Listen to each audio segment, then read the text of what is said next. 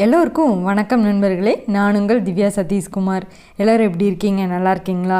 இது வரைக்கும் நம்ம டின்டின் சேனலை நீங்கள் சப்ஸ்கிரைப் பண்ணாமல் இருந்தால் சப்ஸ்கிரைப் பண்ணிக்கோங்க. அப்படியே அந்த பெல் பட்டனையும் கிளிக் பண்ணிக்கோங்க.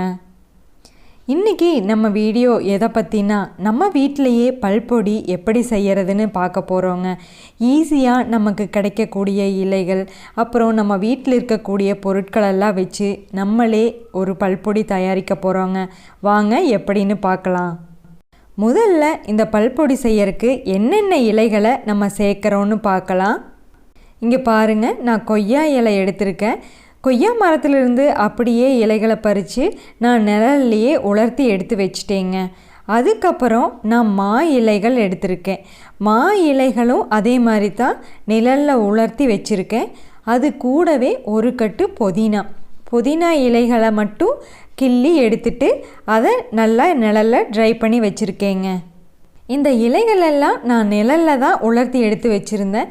பல்பொடி செய்கிற அன்னைக்கு ஒரு 2 hours மட்டும் வெயிலில் உலர்த்தி எடுத்துட்டேன். ஏன்னா அப்போ தான் நல்லா அரையும். கொய்யா இலை மா இலையில் இருக்கிற குச்சிகளை மட்டும் நம்ம நீக்கிடலாம். இதை நம்ம இப்போ லேசாக அப்படியே கையில் க்ரஷ் பண்ணிவிட்டு அதை நம்ம இனி மிக்ஸி ஜாருக்கு மாற்றிக்கலாங்க. நான் அப்படியே இலைகளை நல்லா க்ரஷ் பண்ணி விட்டுட்டேன் கைகளால். அப்போ தான் மிக்ஸி ஜாரில் நம்ம போட்டு அரைக்கும்போது நிறைய இலைகளை நம்ம போட முடியும். இந்த மாதிரி மிக்ஸி ஜாரில் போட்டு நல்லா ப்ரெஸ் பண்ணி விடுங்க. அப்போ தான் நிறைய இலைகளை போட முடியும். நாம் பேட்சாக தான் அரைக்க போகிறோம். ஏன்னா ஒரே டைமில் எல்லா இலைகளையும் போட முடியாது. இப்போ நம்ம இதையை அரைச்சிடலாம். அரைச்சாச்சுங்க. இப்போ பாருங்கள், கொஞ்சம்தான் இருக்குது. இந்த மாதிரி பேட்சாக நம்ம எல்லா இலைகளையும் போட்டு அரைச்சி எடுத்து வச்சுக்கலாம். நான் ரொம்ப நைஸாக எல்லாம் அரைக்கல. ஏன்னா நிறைய பொடி சேர்ந்தால் தான் நல்லா மிக்சியில் அரையும். அதனால் பேட்சாக அரைச்சிட்டு அதுக்கப்புறம் கடைசியாக ஒன்றா சேர்த்து எல்லாத்தையும் அரைச்சிடலாம். இதெல்லாம் சேர்த்து நம்ம அரைக்க போகிறோம். கூடவே நம்ம எடுத்து வச்சுருக்க புதினா இலைகளையும் சேர்த்து அரைச்சிடலாம்.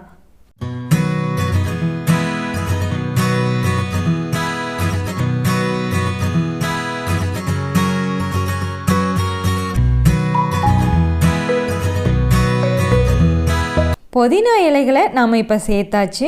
அது கூடவே கல்லுப்பும் கிராம்பும் நம்ம சேர்க்க போகிறோம். கிராம்பு ஒரு 50 கிராம் எடுத்துருக்கேங்க.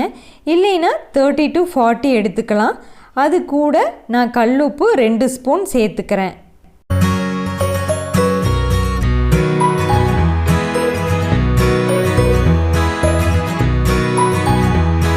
அவ்வளோதாங்க, நம்ம பல்பொடிக்கான இன்க்ரீடியன்ட்ஸ் எல்லாமே சேர்த்தாச்சு. இதையெல்லாம் நம்ம இப்போ சேர்த்து நல்லா நைஸாக அரைச்சிடலாம்.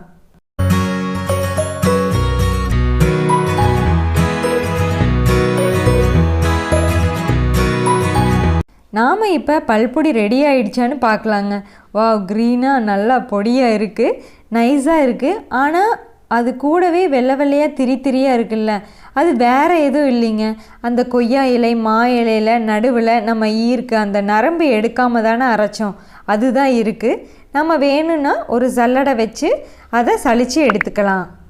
அப்போ ஓரளவுக்கு இன்னும் பல்பொடி நைஸாயிருங்க. இப்போது அதை ஒரு சல்லடையில் கொட்டிக்கலாம். இப்போது இதை நம்ம சலித்து எடுத்துட்டோன்னா அந்த திப்பியாக ஒயிட் கலரில் இருந்ததெல்லாம் மேக்ஸிமம் வந்துடும். அதுக்கப்புறம் நமக்கு நைஸான பல்பொடி கிடச்சிரும்.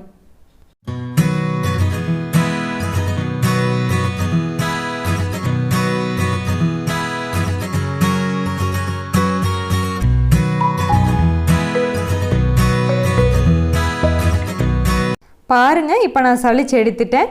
திரியாக இருந்ததெல்லாம் மேலே அப்படியே நின்றுச்சு. இதை வேணும்னா நம்ம ஏதாவது செடிகளுக்கு கூட உரமாக போட்டுடலாம். அவ்வளோதாங்க, ஈஸியாக நம்ம வீட்டிலையே பல்பொடி தயார் பண்ணியாச்சு. நம்ம வாங்குகிற டூத்பேஸ்ட்டில் உப்பு இருக்குது, கிராம்பு இருக்குது, புதினா இருக்குதுன்னு சொல்லுவாங்க. ஆனால் உண்மையாக இதெல்லாம் ஆட் பண்ணுறாங்களான்னு யாருக்குமே தெரியாது. ஆனால் இந்த மாதிரி பல்பொடி தயார் பண்ணி வச்சிட்டிங்கன்னா எவ்வளோ நாள் வேணால் யூஸ் பண்ணலாங்க. இது கெடவே கெடாது. அதே சமயம் பற்களுக்கும் ஈறுகளுக்கும் நல்ல பலத்தை தரக்கூடியது, சுவாச புத்துணர்ச்சியும் மேம்படுத்தக்கூடியதுங்க. நம்ம ஆட் பண்ணிக்கிற கொய்யா இலை, மா இலை, கிராம்பு, புதினா எல்லாமே நல்ல அரோமாவை தரக்கூடியது. அதனால் உங்கள் வீட்லேயும் இந்த மாதிரி பல்பொடி செஞ்சு வச்சுக்கோங்க. எந்த காலத்துலேயும் இந்த பல்பொடி கெடவே கெடாதுங்க. உங்கள் வீட்டில் வந்து தங்குற உறவினர்களுக்கு கூட இந்த பல்பொடியை நீங்கள் தாராளமாக பரிந்துரைக்கலாங்க. இந்த வீடியோ உங்களுக்கு பிடிச்சிருக்குன்னு நான் நம்புகிறேன். அப்படி பிடிச்சிருந்தா லைக் பண்ணுங்கள், ஷேர் பண்ணுங்கள், கமெண்ட் பண்ணுங்கள். அப்படியே நம்ம டின்டின் எடிட்ஸ் சேனலை சப்ஸ்கிரைப் பண்ணிவிட்டு அந்த பெல் பட்டனையும் கிளிக் பண்ணிக்கோங்க. அடுத்த வீடியோவில் சந்திக்கலாங்க. நன்றி, வணக்கம்.